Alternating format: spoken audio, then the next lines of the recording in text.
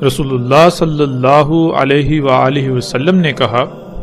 اس میں کچھ شک نہیں دجال کی چوٹی یعنی اس کا بلند ترین مقام سامنے سے تجھے اپنی طرف کھینچے گا، اپنے قریب کرے گا، اپنی طرف متوجہ کرے گا، تمہیں اپنی طرف دعوت دے گا، اور اس میں کچھ شک نہیں کہ قریب ہی کہے گا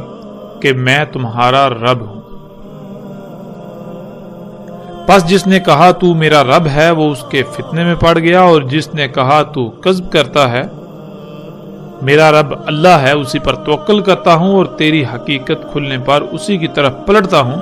پس دجال اسے نقصان نہیں پہنچا سکے گا۔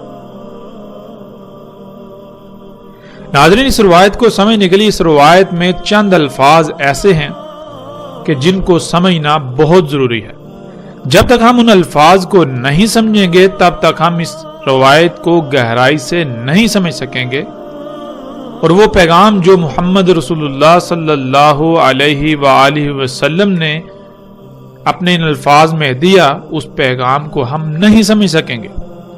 تو رسول اللہ صلی اللہ علیہ وآلہ وسلم کے اس پیغام کو تفصیل اور گہرائی سے جاننے کے لیے ہم پر یہ بات فرض ہے کہ ہم اس روایت میں استعمال ہونے والے ان چند الفاظ کو ان کی گہرائی سے سمجھیں۔ ان میں سب سے پہلا لفظ آ جاتا ہے راس، اس کے بعد حب، پھر اس کے بعد لفظ آ جاتا ہے رب، اس کے بعد لفظ آ جاتا ہے افتتن یعنی فتنہ، پھر کذب، توکل اور لفظ انیب۔ تو ان میں سب سے پہلے ہم بات کرتے ہیں لفظ راس پر۔ راس کسے کہتے ہیں؟ جیسا کہ ناظرین ہم پچھلی ساتھ میں یہ بات جان چکے ہیں کہ راس کہتے ہیں کسی بھی شے کے بلند ترین مقام کو، کسی بھی شے کی چوٹی کو۔ مثلا اگر یہ لفظ انسانی جسم کے لیے استعمال کیا جائے گا تو انسانی جسم کا جو بلند ترین مقام ہے، جو چوٹی ہے، جو پیک ہے، اسے عربی میں راس کہا جائے گا۔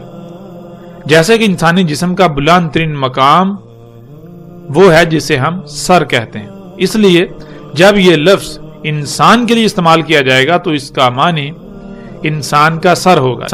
لیکن اس کا مطلب ہرگز یہ نہیں ہے کہ راس کا معنی یا راس کا ترجمہ سر ہے، نہیں، بلکہ راس کہتے ہیں کسی بھی شے کے بلند ترین مقام کو، کسی بھی شے کی چوٹی کو۔ پھر آگے آتا ہے لفظ حب۔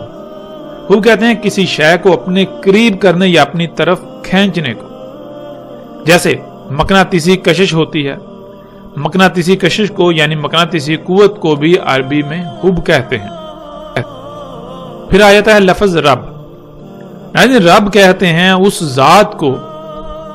یعنی وہ ذات جو کسی شے کو جب اس کا وجود نہ ہو وجود میں لائے، اس کے بعد اسے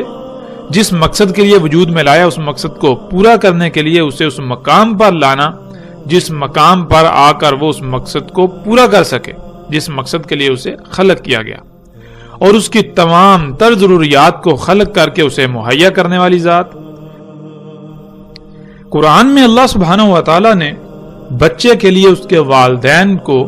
اس کا رب کہا، جیسا کہ آپ سورہ بنی اسرائیل کی آیت نمبر 24 میں دیکھ سکتے ہیں، ربی ارحمہما کما ربیانی صغیرا، یعنی اے میرے رب ان دونوں پر رحم کر، یعنی ان دونوں کی حفاظت کر بالکل اسی طرح جس طرح جب میں چھوٹا تھا تو میرے رب ہونے کے ناطے انہوں نے میری حفاظت کی۔ اللہ سبحانہ و تعالیٰ نے والدین کو بچے کے لیے رب اس لیے کہا کیونکہ جب بچے کا وجود نہیں ہوتا تو والدین اسے وجود عطا کرتے ہیں، اس کے بعد بچہ ہر لحاظ سے والدین کا محتاج ہوتا ہے،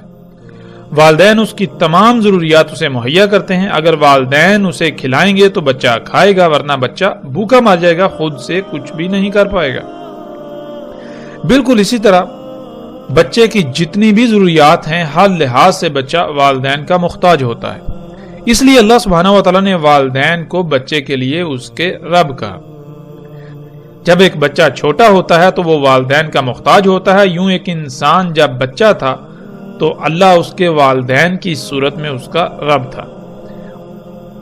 اور جیسے جیسے انسان خود مختار ہوتا جائے تو ویسے ویسے اللہ سبحانہ و تعالی نے اسے خود کو فطرت کا محتاج بنانے کا حکم دیا، کیونکہ باشعور اور بااختیار ہوتے ہی جیسے وہ پہلے والدین کا محتاج تھا تو اللہ اس کا رب تھا، بالکل اسی طرح اب وہ اگر خود کو فطرت کا محتاج بنائے گا تو اس کا رب اللہ ہوگا، ورنہ وہ خود کو جس کا محتاج بنائے گا وہی اس کا رب کہلائے گا۔ اسی کا حکم اللہ سبحانہ و تعالیٰ نے قرآن میں کئی مقامات پر دیا کہ ہر طرف سے کٹ کر یکسو ہو کر فطرت پر قائم ہو جاؤ، اور اسی کو اللہ سبحانہ و تعالیٰ نے اصل دین قرار دیا، جس کا اکثریت کو شعور ہی نہیں ہے، اکثریت کو علم ہی نہیں ہے کہ دین کیا ہے۔ دین ہے فطرت پر قائم ہونا، خود کو فطرت کا محتاج بنانا، ہر لحاظ سے فطرت پر ہی توکل کرنا، فطرت پر انحصار کرنا۔ پھر ناظرین آگے لفظ آ جاتا ہے فتنہ۔ ناظرین فتنے کو سمجھنے کے لیے ہم ایک مثال کا سہارا لیتے ہیں۔ مثال کے طور پر ایک ایسی شے جو مارکیٹ میں یعنی بازار میں بہت مقبول ہو، کوئی بھی جائے، خواہ وہ بچہ ہو، بڑا ہو یا بوڑھا، کوئی بھی جائے وہ قیمت ادا کرے گا اور اس شے کو لے آئے گا۔ لیکن ایسا ہو اب مارکیٹ میں وہی شے جعلی یعنی نقلی بھی آ جائے اور اتنی زیادہ تعداد میں آ جائے کہ اس کے مقابلے میں اصل بہت کم اور اصل کی پہچان بہت مشکل ہو جائے، تو اب جو بھی خریدنے جائے گا ممکنہ طور پر نقلی ہی خرید کر لائے گا، جس سے یہ علم ہو گیا کہ مارکیٹ میں اصل کے مقابلے میں نقلی شے بھی آ چکی ہے۔ تو ناظرین کسی بھی شے کی جب نقل تیار کی جاتی ہے وہ ایسی نہیں بنائی جاتی کہ وہ خود بول کر کہے کہ میں نقلی ہوں، بلکہ نقل ایسی تیار کی جاتی ہے کہ اصل شے بھی نقل کے مقابلے میں نقل نظر آئے۔ ایسی صورت میں کوئی بھی جب اس شے کو خریدنے جائے، خواہ وہ کتنے ہی علم والا ہی کیوں نہ ہو، اس پر امتحان آ جائے گا کہ آیا ان میں سے کون سی اصلی ہے اور کون سی نقلی۔ اس طرح امتحان میں پڑھنے کو عربی میں فتنہ کہتے ہیں، اور نقل کو اختیار کر لینے کو فتنے میں پڑ جانا یعنی فتنے کا شکار ہو جانا کہلاتا ہے۔ ناظرین اگلا لفظ آ جاتا ہے کذب۔ کذب کہتے ہیں اللہ کی آیات جو کہ تمام کی تمام مخلوقات سمیت ہر وہ شے جس سے انسان اللہ کو جان سکے، اللہ کو پہچان سکے، پر ایمان لانے کے بجائے ان کا کفر کرنا، یعنی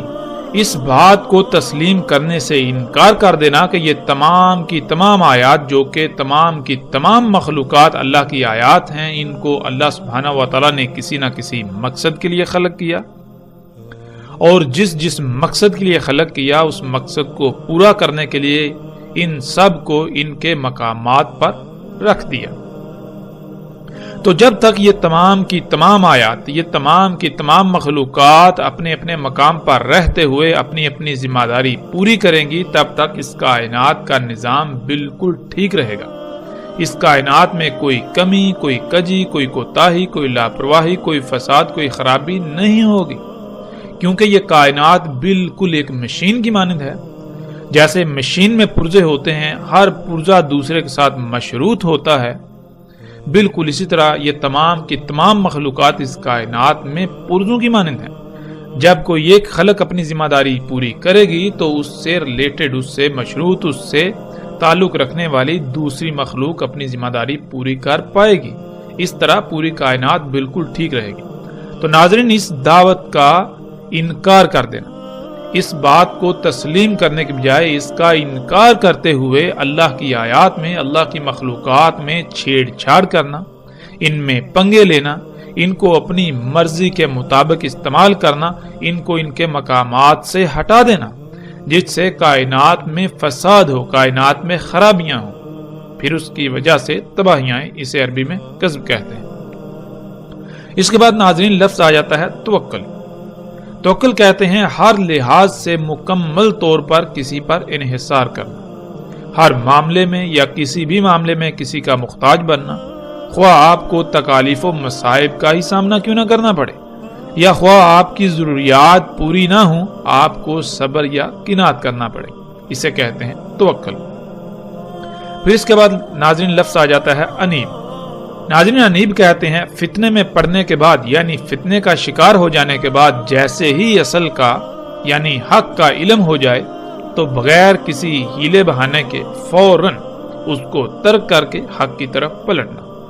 یعنی آپ اپنی طرف سے حق کی اتباع کر رہے ہوں، آپ یہی سمجھ رہے ہوں کہ جو آپ کر رہے ہیں یا جو سمجھ رہے ہیں وہ حق ہے، لیکن حقیقت یہ نہ ہو، بلکہ حقیقت یہ ہو کہ آپ فتنے کا شکار ہوں، اور جیسے ہی آپ پر حق واضح ہو جائے آپ بغیر کسی چونچڑا کے فوراً اسے ترک کر کے حق کی طرف پلٹیں. اسے عربی میں انیب کہا جاتا ہے. تو ناظرین